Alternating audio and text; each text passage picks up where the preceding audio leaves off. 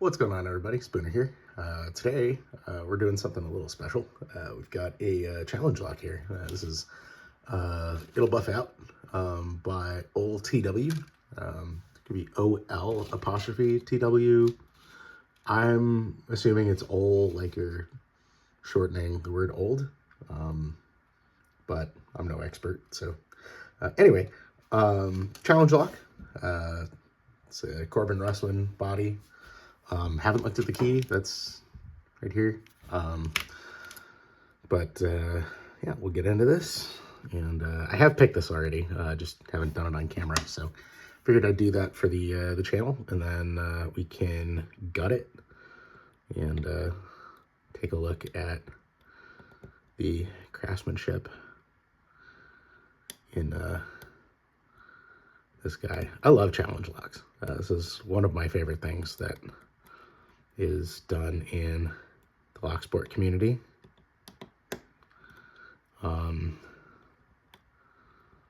Just a fun little thing that, shit, I oversaid something. Okay. That's what happens when I'm narrating and trying to pick. There we go.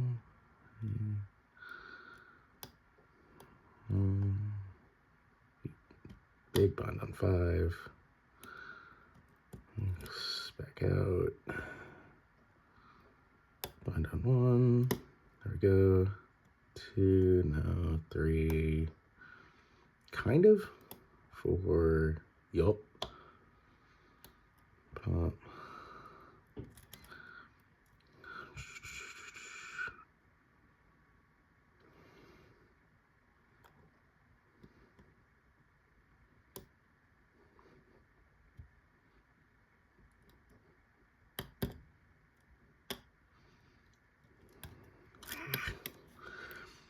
A lot of opportunities for oversetting on this one.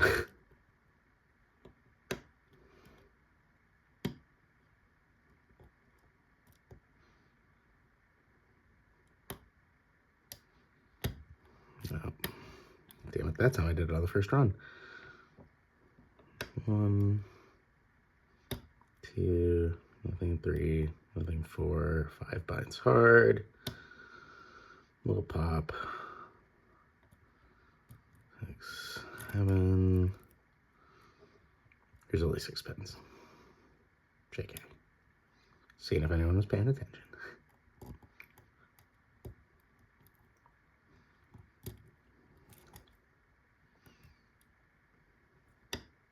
There we go.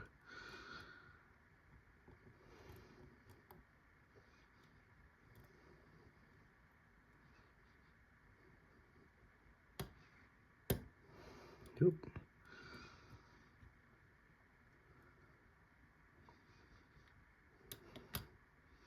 The very back pin is like, it almost feels like a yeet to the moon type set, so that's fun. It has like a pretty deep false set involved too. Yeah, you can see there. Now we come back here to the very back and we're open. All right. So, pretty fun challenge lock. Not really a whole lot to it. But we'll get this opened up and show you what's inside. Take a look at this key real quick.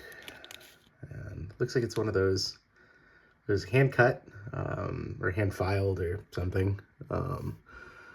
I've noticed that I've got one other challenge lock that I'm sending on to Logic Wizard.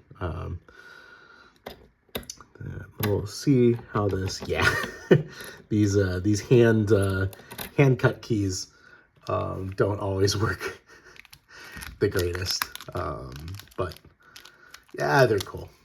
Takes some effort to put together, so no shade there. But let's get that out. Let's bring over our pinning tray here. Move our tracker and the key. Yep. pinning tray over. And got a mess, I think, with the camera angle a little bit here for gutting. Maybe bring this down a little bit. There we go. That looks a lot better. See what we can do with a little modification to our camera angle. We got this big old space to work with. So let's take these screws out.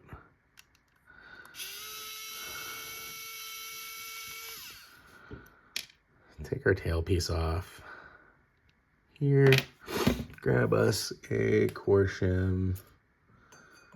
Hopefully one that hasn't been absolutely demolished.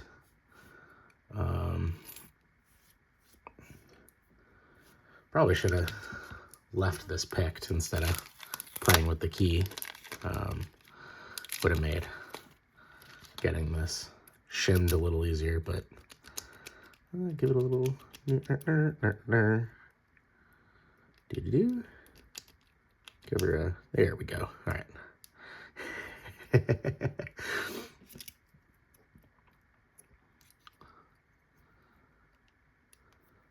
Hope y'all weren't expecting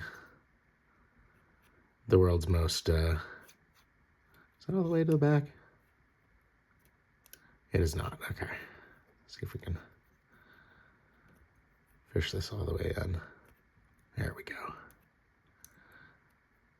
Last thing I want to do is potentially brick someone's hard work, so we're gonna be very careful as we gut this, as they put a lot of time and effort into making this beautiful work for the community, and we want to honor that as best we can. So got some overmilling here. You can see on the plug. Got some trench traps here going on. You can see some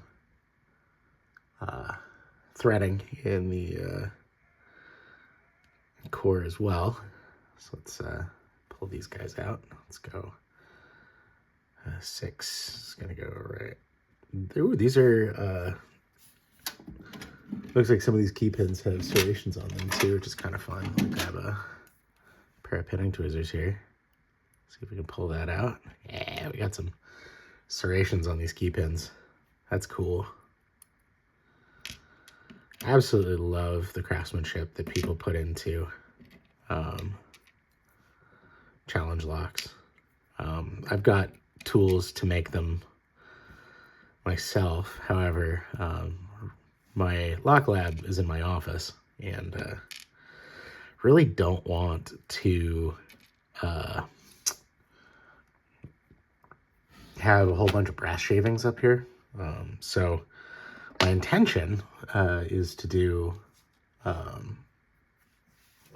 all of that in my garage, but it's been a little too cold to do all that. I'm sure there's some folks like Elroy that live up north. It'll call me a wuss, but you know, it's cold for me. So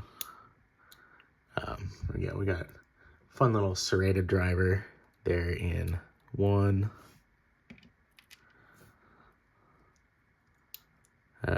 Kind of spoolie gin looking guy in 2. Oop, turn that the right way. Let me pull those springs too, so they're out of the way. My biggest fear in any of this is mangling springs, so. Another kind of ginny looking dude.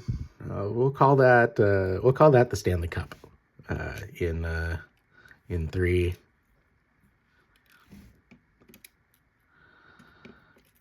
Do 4. It's kind of like a barrel driver. It doesn't really have, well, it does have a little bit of a lip on the bottom.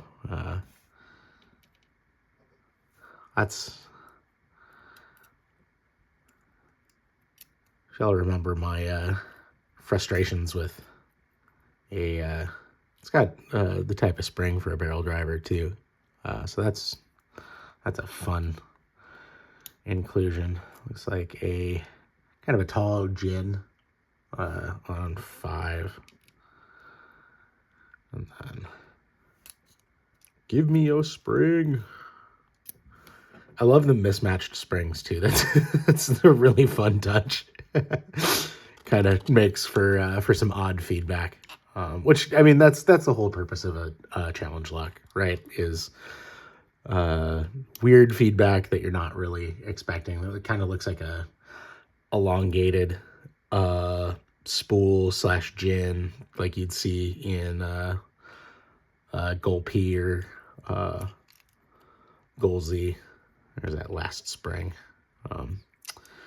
So nothing really up in the Bible for modifications, which makes sense. I don't know what this tape's for. The Bible cover seems to be secure, so it might just be decoration. I've left it there. I got this from Noodle Thumb. Maybe he can elaborate on where that came from, or maybe it was there when he got it. Either way, let's take another close up here on that plug. Get some. You can see this overmilling here, and then you can hear those serrations.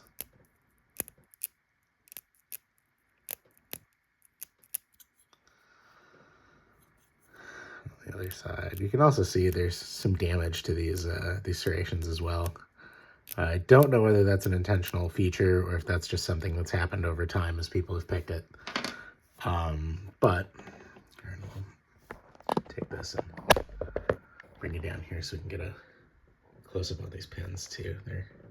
They're really cool and nice example of the craftsmanship of the lock sport community. I'll bring that back up here. At any rate, one of these days I'm going to do this without touching a button.